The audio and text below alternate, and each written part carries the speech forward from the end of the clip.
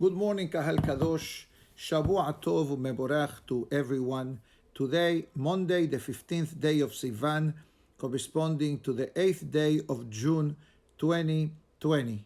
Today's class has been graciously sponsored by our founder and president, Mr. Ivor Braka, Le'ilui Nishmat, Mr. Mois Safra ben Esther Alav Shalom. Iratzon that through the words of Torah, may the neshama of Mr. Mois Safra ben Esther may have an aliyat neshama in Gan Eden. I personally knew Mr. Safra for many years in our synagogue and including from Brazil. A wonderful person, someone that we call in the language of our sages, Rodef Tzedakah B'Chesed, an individual that was very charitable, very generous, that supported Torah study, prayers, and yeshivot and kolelim, including our mikveh as well, and many other great work of philanthropy that Baruch Hashem he did throughout the years, and it's continuing through the leadership of his dear wife, Mrs. Shela Safra, and the children. So Be'ezat Hashem Yiratzon that all the zechuyot and all of the mitzvot being done in his honor and in memory would definitely elevate his neshama in Gan Eden. Amen.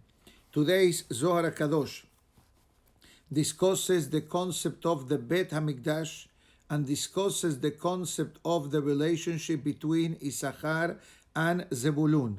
Now you may ask, what is the connection between the Bet HaMikdash and the tribe of Zebulun? They seem to be two different topics. Zebulun, as we discussed in the past, was a sea merchant.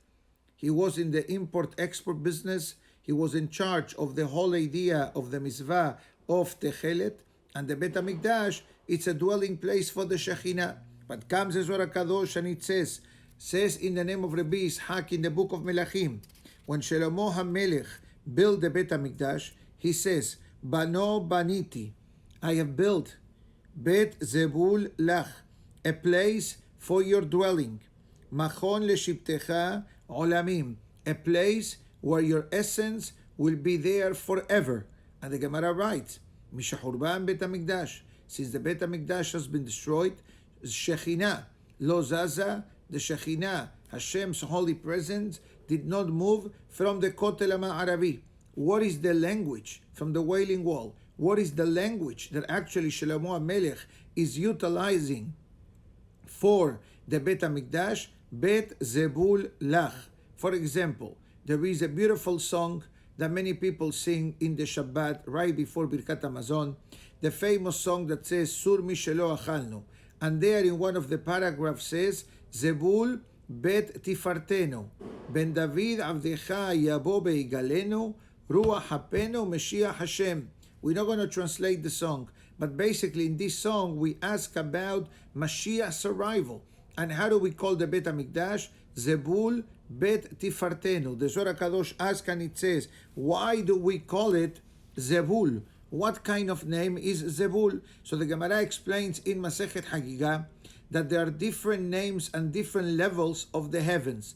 You know, there is an English concept that's called seven heavens, and the ultimate level of heaven is close to HaKadosh Baruch Hu. This is actually a Torah concept, that the one sky that we see from the earth, it's the lowest level. Then we have the Zebul, Rakia, Marom, Shamayim, etc. So it says Zebul is one of the places of the Shekhinah is revealed in the most appropriate manner. And it says the Zohar HaKadosh that the way it goes, it says that Hashem sends the Beracha down and gets channeled by this. And this topic is very difficult to explain or even to understand. What does it mean that there are seven levels of the heaven? But the Zohar says that from the Zebul department, from the name of the heavenly location called Zebul, from that location there is a tremendous amount of blessing that comes down to the world. And the Zohar HaKadosh brings an interesting pasuk. The pasuk writes in Perashat Bezot HaBeracha, prior to Moshe Rabbeinu leaving the world, Moshe Rabbeinu gives a beracha. to Zebulun, as he did to most of the Shevatim. The Pasuk writes, Semach Zebulun besetecha, be'isachar be'ohalecha. May Zebulun be happy upon his departure, and Issachar was learning Torah. And I mentioned this Pasuk a few weeks ago when we came across the interesting portion of the Talmud that explains the whole idea of the mitzvah of the Tekhelet. The Tekhelet, if you remember well, is this blue color dye that comes from a sea creature that usually comes up to the surface of the water once every 70 years. And Zebulun were in charge of capturing this creature and providing the dye that was necessary for the blue string that every corner of the sisid needed to have. The Zohar Kadosh writes and it says, why the Torah puts together Zebulun and Issachar, the businessman and the Kolel fellow. The Zohar explains, Melamed dishtatefu behada. From the fact that Moshe Rabbeinu puts them together on the same pasuk, it means that they have a partnership.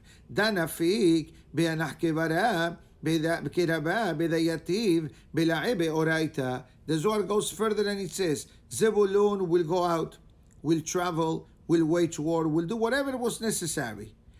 Ve'dayativ be'la'e be'oraita. And Issachar will be learning Torah. So they supplemented each other. In other words, Zebulun provided for Issachar. Issachar shared part of the Torah with the Zebulun tribe. And in the world of Kolelim today, many Kolelim offer this partnership known as Issachar and Zebulun, that a person sponsors a young rabbinical student to learn Torah, certain amount of the day in his honor, etc. And this is how he supports the yeshiva student, or the kollel rather. Usually Issachar and Zebulun is done in a kollel format, and this is how they support and they supplement each other. But I must clarify, this does not mean that because a person may be sponsoring or supporting a kollel, so the person may be exempt of learning Torah. Chas v'shalom. Kabata itim la Torah, the establishment of Torah learning daily, it's a mandatory obligation. The same way that because you had breakfast didn't help me and I need to have breakfast, or if I have a coffee, that doesn't mean that you had the coffee, you must have the coffee. Same thing with Torah. Yes, you are supporting Torah learning, but that is a zechut that a person has, and a great merit, and no one, God forbid, is denying this concept. But we need to also remember that everyone has the obligation of learning Torah. And it says, the Zohar Kadosh, Zebulun will share some of the prophets with Issachar, and Issachar will share part of the sechar of Torah learning. And the Zohar Kadosh explains, and it says that the area of Zebulun belong to the Yam known as Kinneret. The Kinneret, which is in the northern part of Israel, in the area of Tiberias, and the Zohar Kadosh writes and it says that the Shekhinah is called Yam Kinneret, the ocean of the Kinneret. We really don't know this, but let's keep reading, because as I'm looking and I saw, it's going to get more and more interesting. And the Zohar Kadosh, and it says, Shamayim, from the Yam Kinneret, from the ocean known as the Kinneret, the halazon comes. The halazon, as I said a few moments ago, refers to this sea creature that will come up to the surface of the water once every 70 years. And from that we'll have the Tekhelet. And this is something that the Zohar quotes that we mentioned in the Gemara, that says that why from all of the colors the Torah specifically selects the concept of the Tekhelet. So the Gemara explains, the Tekhelet, the bluish color, is connected, the blue fringe is connected to the blue of the ocean. And the ocean is connected to the color of the Rekia, the lowest level of heaven that we see with the naked eye. And that blue color is actually a reflection of the holy throne of HaKadosh Baruch Hu. And the Zohar HaKadosh writes, Be'ukmuha, and we already learned that there is a mirror image from the heavens to the planet Earth. Whatever is up down here is up there as well. And the Zohar HaKadosh writes, and it says, and for this reason, Zebulun was given the part of inheritance in Eretz Israel, the northern part of Israel that goes to the water. And the whole idea was for Zebulun not only to take care of the ocean, but also to protect the land of Israel from the enemies that will come through the water as well. And the Zohar HaKadosh writes, and it says that Zebulun also were great skilled warriors, and they were able to protect that part of Israel. But the Zohar says that we cannot forget the fact that who was the partner of Zebulun? Issachar. Issachar was the partner of Zebulun, that Issachar learned Torah on behalf of Zebulun as well, which this is something that's going on today. You have synagogues, you have kolelim. Kolelim means people that learn Torah all day long, and they're willing to tighten the belt, they're willing to sacrifice themselves for the sake of Torah learning. Everybody knows that those who are in Kolel do not live the luxurious lifestyle of the rich and famous. They live on a fixed income, and the only thing they do is learning Torah throughout the entire day. Obviously, with a break in between, because your brain also needs a bit of a respite, etc. But basically, Torah umanutam. Torah is the main menu of the day. And the Zohar HaKadosh writes, and it says that from where the beracha of Zebulun came, and this is a beautiful statement from the Zohar HaKadosh, and it says the Zohar HaKadosh that the beracha of Zebulun, the beracha of the businessman came, bekoah HaTorah, in the merit of Issachar learning on behalf of Zebulun as well. And this is the way it was in the time of Moshe Rabbeinu. There was the soldiers who went to war, there were those who took care of all the physical needs of the soldiers, of the food and tenting and weapons, etc. And then you have parallel amount, 12,000 for each group of those who will pray and to study Torah. And because if we believe that our existence is based mere on military strength, and that's how we are successful and we are alive, I think that we are missing the point of the pasuk that says, "Lo behail velo bekoach, ki im beruchi amar Hashem tzevakot."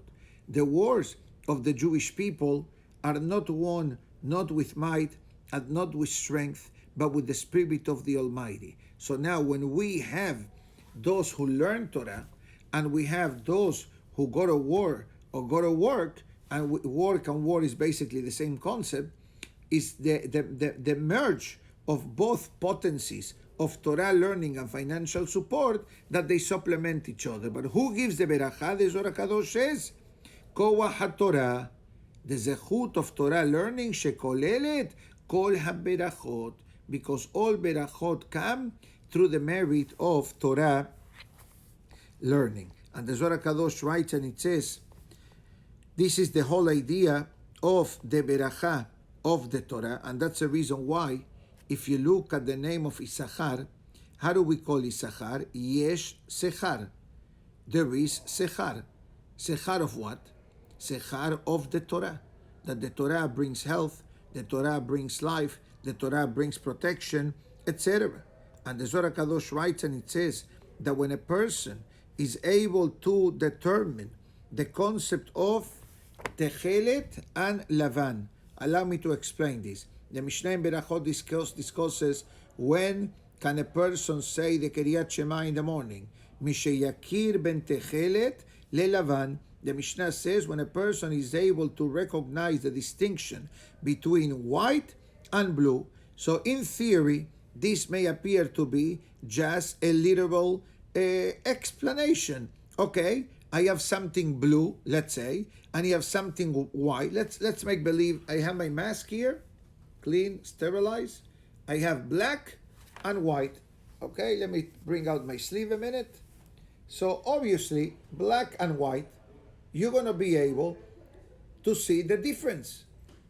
You're going to be able to see the difference because you don't need much light to determine the concept of black and white, or black or white and blue. That's what the Zohar Kadosh is. But the Zohar Kadosh explains, no, we need to understand the kavanah, the concept of Laban, and the concept of Tekhelet. What is the meaning of Laban? The Zohar Kadosh explains that like every hour of the day, there is a godly connector to one letter of God's names. Colors, they seem to also have a connection to the day-to-day life. And the Zohar explains that white, it represents the color of purity, of clarity, and even transparency. But the Zohar explains that the Tekhelet, it's more connected to the heavenly matters. May be difficult for us to understand this, but let me repeat. The white represents the day of the person's life. The blue represents the purpose of the person's life. What does it mean? The Zohar Kadosh explains what is the meaning of Tekhelet. So the Zohar explains that Tekhelet, the bluish color, represents something dark. And the concept of darkness represents to the nighttime. So the Zohar says, night, Tekhelet, white, daytime. Meaning to say that when a person is able to differentiate between these two colors, between the dark blue and the white, so the person is able to dissipate the distance or the difference between night and day, night and day, day and night. But that perhaps requires one more explanation. Like the Tekhelet represents darkness, the nighttime of the day, and the white of the sisit represents the white hours of the day. But we also need to remember something that the Zohar mentions elsewhere. What does the Zohar say? That why the Torah made such an emphasis on the color of the Tekhelet.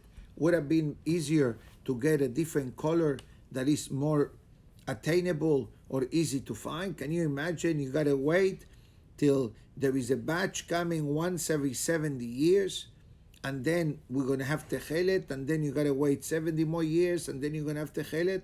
But the Zohar explains why Tekhelet, it's called Tekhelet. The Zohar explains because Tekhelet is from Lashon Tachlit. Tachlit in English means purpose. What is my purpose as a Yehudi? My purpose is to connect the day with the night with godliness. My purpose is to connect the earth and the heavens with godliness. Like this wire. Okay, I have a wire. I'm recording directly into the recording, so it goes better quality, I was told. Okay, so but I need to have a string. Look at it like a sisit, hamavdil, and I need to have this connector in order for the sound to go unobstructed into the device. So imagine yourself the relationship between the earth and the heavens. And I think that everybody will agree that the heavens represents godly matters, lofty matters, and the earth represents materialistic aspect of life, physical aspect of life. And our mission as Yehudim, and that's the meaning of the word tachlit, our goal, our purpose of Yehudim is what? To connect the body and the soul to the Shamayim. I use the Eretz, and that's the concept of the relationship Issachar and Zebulun. What if you allow me, I can bring one more explanation. I think that we have a few minutes still to understand that perhaps we can say, I never saw this in writing, but as I'm speaking, this thought is crossing my mind. Maybe we can say that the neshama, the soul of the person, is connected to Issachar, and the body of the person is connected to Zebulun. Because at the end of the day, if Issachar learns Torah, who wants to learn Torah? Most likely the neshama, the soul, connected to Hashem. And the work of Zebulun, the traveling of Zebulun, who is it connected with? To the body of the person. So hence, Issachar and Zebulun can be connected like the relationship between Guf and Neshama. Neshama and Guf. Soul and body, body and soul. And the Zohar Kadosh writes, and it says that every Yehudi is given this opportunity on a regular basis to reactivate the Tekhelet. Allow me to explain one more explanation. Yes, we do see that many people wear the tzitzit with the Tekhelet. Do we have to do it or not? I'll tell you what our great sages say. If the great Sephardic Hachamim did not wear Tekhelet, especially in the last couple of centuries, so why we should change? What, are we better than them? That is one opinion on the Sephardic rabbinate. Other opinion disagree, and they say if you have it available, which that by itself is a whole question how they have it available, but they say that there is a certain Hasidic dynasty that has the knowledge and awareness of how to do the Tekhelet. But I will tell you one thing. To activate the mitzvah of Tekhelet, you do not need to have a blue fringe in your tzitzit corner.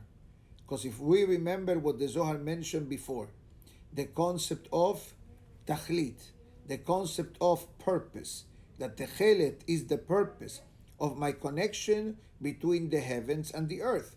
If we remember the Gemara that I mentioned before, that the Tekhelet is the color of the throne of Hashem, and that reflects into the heavens, and the heavens reflected into the water, and the water brings out this sea creature, and the liquid from this animal creates the concept of the Tekhelet.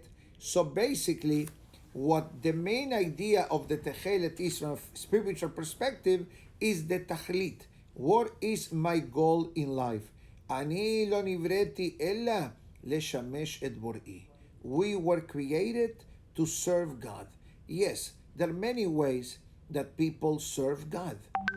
But at the end of the day, as long as that somehow in our life we have a channel of communication with God through prayer, through mitzvot, through supporting synagogues, through supporting kolelim, through supporting mikvaot. As I mentioned before, Mr. Safra, alav shalom, generously sponsored the land of our mikveh, where the mikveh for ladies and kelim is being built. He has a great zechut in the project of the mikveh as well. Besides the philanthropy work that he have done worldwide for many, many, many years, and as I said before, continues with his family, Baruch Hashem. So we understand that, sometimes a person runs to make money and to keep money and to build money, etc. But besides providing for your wife, for your kids, etc., what is the purpose of money? Money can be also utilized as Avodat Hashem, as a tool to enhance our godly service. How do you do that? I believe that I described it very clearly a few moments ago. You spend money for Kedusha. You support Torah institutions. You support synagogues. You support yeshivot, kolelim, Talmudei Torah. And therefore, what does a person show HaKadosh Baruch Hu? Says, God, look at what I'm investing. I'm investing for the future of Am Israel. And guess what? When Borei Olam sees that we suddenly became the fund manager and we're managing the money in an intelligent and in a proper way, guess what? God says, you know what? You're good. I like you. I'm going to give you more and more and more. And this was the zechut of Zebulun. This was the zechut of Zebulun. That he took part of his money and he says, you know what, without your Torah learning, as the Zohar mentioned before, I will never make it. So therefore, I'm sharing with you. So B'ezrat Hashem, let us hope that we all continue in the beautiful ways of connecting with the Kadosh Baruch Hu, supporting Torah, giving charity, doing Hesed, and B'ezrat Hashem, we should have the zechut of the fulfillment of the pasuk that says in the book of Melachim, Bano baniti bet zebulach, that may Hashem build the third and final Bet HaMikdash. The class is not over. This was only the first topic. Yes, I gave you the impression based on my end statement, but I felt that it's important that since we were talking so much about Bet HaMikdash, Torah learning, etc., so definitely it was required. Topic number 2. The halakha of today discusses the importance of praying with the Minion. That this was something that Baruch Hashem gradually, following the proper protocol and guidelines, we are able to do on a regular basis. A bit different than before, but it's doable. So it says the Gemara, quoting the halakha, but quoting the Gemara in Berachot, that one of the biggest zechuyot of the concept of Torah Mehila, the concept of praying with the Sibur, Mehila, I apologize for that. One of the best ways that our prayers be delivered to HaKadosh Baruch Hu is praying with the Sibur. And we already know this from the early days of the Daf Yomi, Hen el Kabir lo im'as, ematay et ratzon, b'sha'a she'tzibur mitpalelim.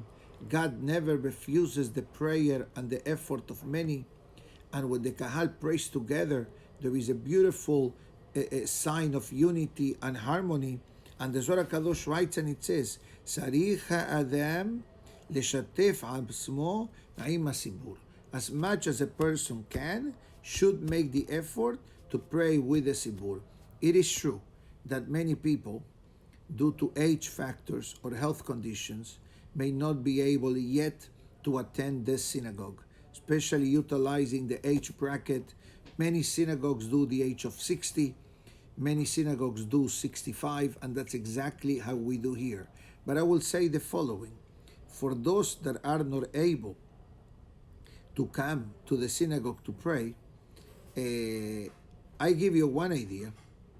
Log in to the Zoom channels that we have for both daily Minyanim, and at least you're able to pray with the Minyan and listen to Sefer Torah, and listen to Kaddish, listen to Barechu, listen to Hazara, and at least it gives you a free sample of what does it mean praying with the Sibur in the synagogue. Obviously, this will never be like being in the synagogue and seeing everybody, but you know what? Sometimes we got to do the best that we can based on the current circumstances. And therefore, the Zohar, the halakha writes, Le'olam, forever. Yashkim adam beya'arib lebet hakneset. Make sure our day begins by visiting God at the synagogue, and the day concludes at the synagogue as well to pray. And it says the halakha, a very interesting hidush, that even though that there is no minyan at the synagogue, in other words, let's say that a person woke up late, right? What is most of us will do? Most of us will do pray at home. You know what the halakha of today says? That even though there is no minyan at the synagogue, if the synagogue is open, come to the synagogue and pray at the synagogue. Why? Because then you get a free ride with the minyan that prayed earlier. And not only that, the halakha of today rebukes those that have synagogues in the neighborhood and they don't come to pray. And again, if a person doesn't come to pray because of age, because of medical condition, it's a understanding concept. But if a person, Baruch Hashem, is fine and just decides, you know what, I'm not going to go to the synagogue until things go back to normal, guess what? we are not going back to normal. We are not going back to normal. Once and for all, we need to put it in our head. The world is changing rapidly at many, many levels, in ways that perhaps most of us, we could have never imagined that we have to worry about conditions like the pandemic, that regretfully it had a resurrection in Israel and in Brazil and even in Miami. Key places that were okay in the past, and now the numbers are spiking tremendously, or all the whole Megillah of the riots that we've witnessed from far, on the chaos and the destruction and the looting that it brought upon us. But that's not the end of it.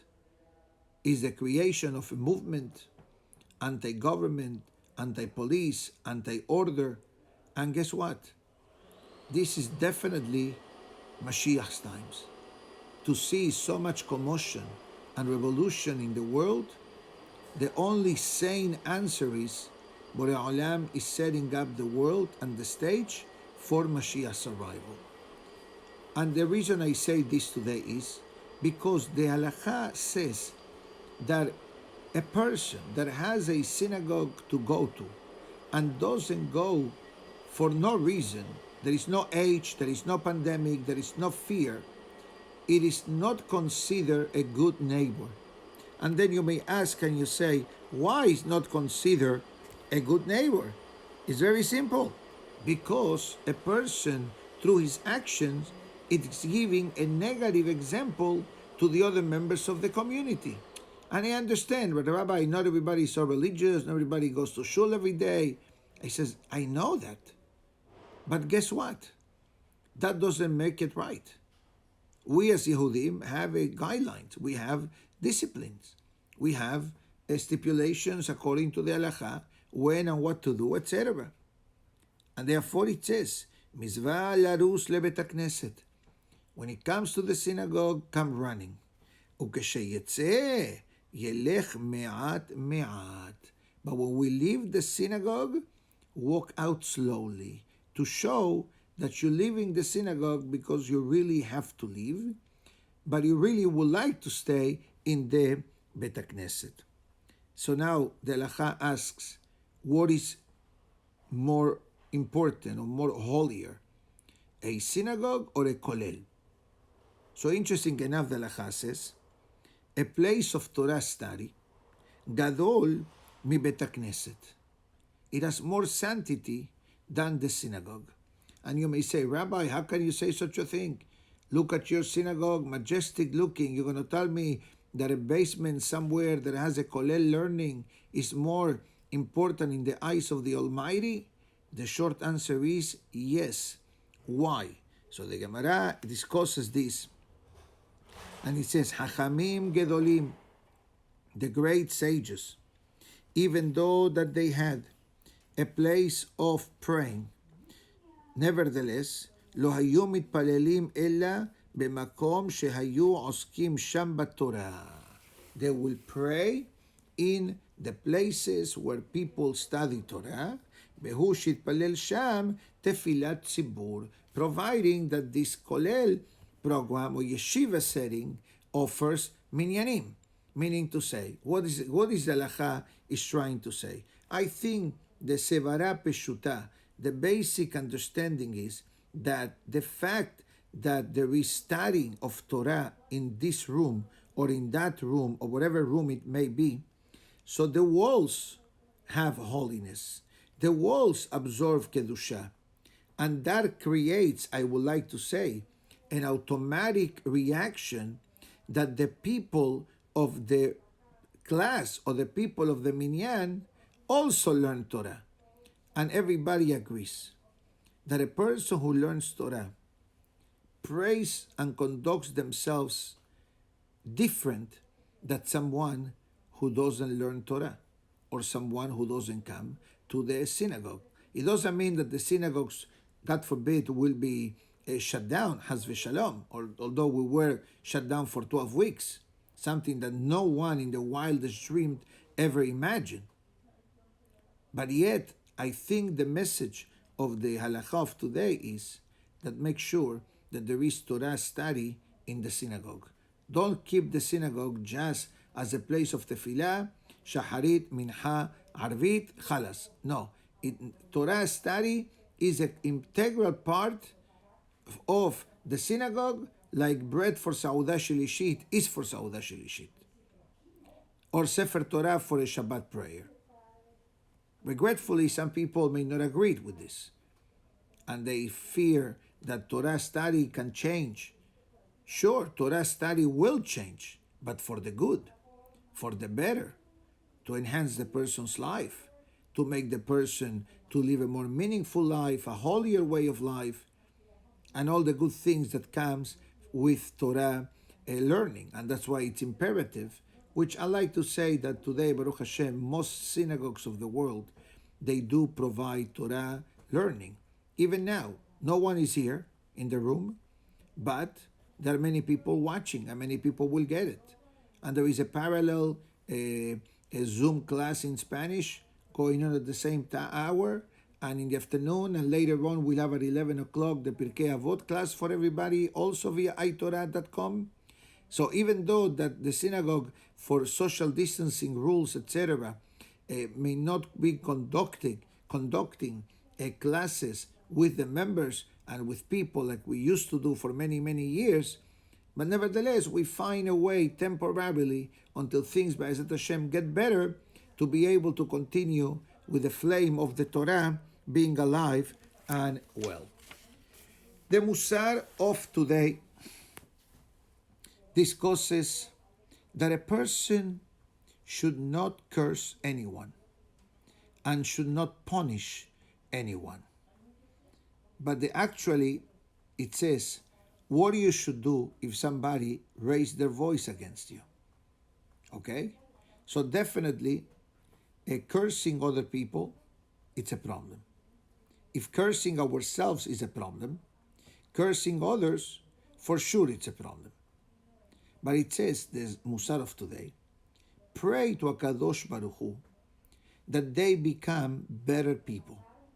Because if somebody has the audacity or the courage of screaming to another person, to another Yehudi, it's definitely something it's wrong there. Because based on what we have learned in the past, we already discussed several times that raising our voice or screaming at people or mistreating people verbally is completely unacceptable. So it says, pray to HaKadosh Baruch Hu, שיחזרנו למוטב. Pray to HaKadosh Baruch Hu, God, please inject in the heart of this person a spirit of goodness to become better and better. And additionally, the Musar says, Al timsor alav din לשמיים לאמור, הסור ינקמני מידו. And it says, God forbid that a person may ever say to the heavens, dear God, take care of this fellow that caused me suffering. That is also completely wrong, completely inappropriate, etc. And bottom line, it says, Al tekalel shum adam. Bottom line, the Musar repeats it, do not curse anyone. Cursing doesn't mean to reciprocate what the guy told you or what the lady told you, God forbid, but even to say, God, this person is causing me so much pain and suffering, can you take care of him? Just, God forbid, saying these words, this activates judgment against the person and the girls, and the person says it. Why? Ki pe'amim rabot. It says many times, curses, halot kulam al rosho shel hamekalel beshel zaro. God forbid, the Musar says, that when a person curses another person, that curse may go to the one that you want to curse, in theory.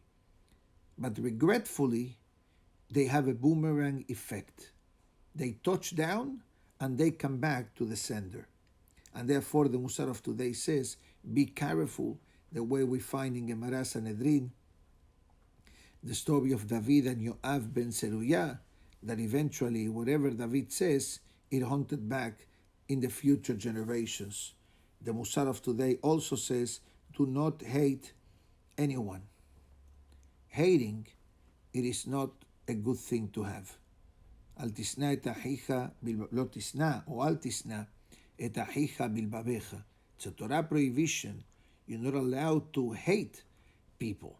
And regretfully, in many of these protests that we are seeing and listening and becoming aware of, hatred, it's part of the words that many, many times you hear. And may Hashem help us that everybody receives some common sense, etc. But it says, the Musar of today, that a person should not despise anyone unless the person knows that God despises that particular person. Then you may ask yourself, how do you know if God likes or despises the person? So the truth is that I don't think that we'll ever be able to know, but we know a couple of things. God doesn't like angry people. God doesn't like people that succumb to alcoholism. God doesn't like people that don't say the truth.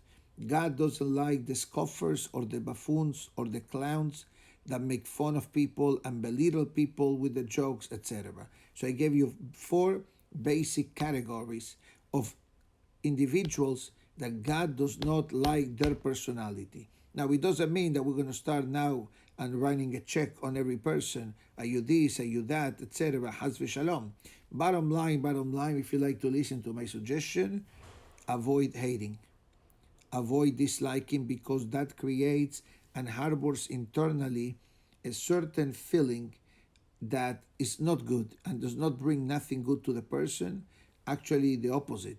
It brings aggravation and it brings hardship, and God forbid, as I said before, whatever we wish for our fellow men, it comes back to haunt us. So guess what? Nobody wants to feel this way. So therefore, the Torah makes such an emphasis in the concept of Ahavat Israel, to love a fellow Jew, Be'avta l'reacha kamocha, husband and wife relationship, etc. Why so much the emphasis is given on the topic of love? Because love, it's able to help, is able to help, to heal, and is able to bring the goodness and the kindness between people. Iratzon, that the words of Torah of today, Le'ilui Nishmat, Mr. Mois Safra ben Esther, create an aliyah into his neshama in Gan Eden. And once again, we say Tizkela Mizvot to our president and founder, Mr. Ivor Braca, for generously sponsoring today's class, Le'ilui Nishmat, Mr. Mois Safra. I'd like to wish everybody a Shavua Tov. Like in an hour, we should be back online via itorah.com. Continue with our weekly learning of the Pirkei Avot. Have a great day, everybody. Shavua Tov u'mevorach.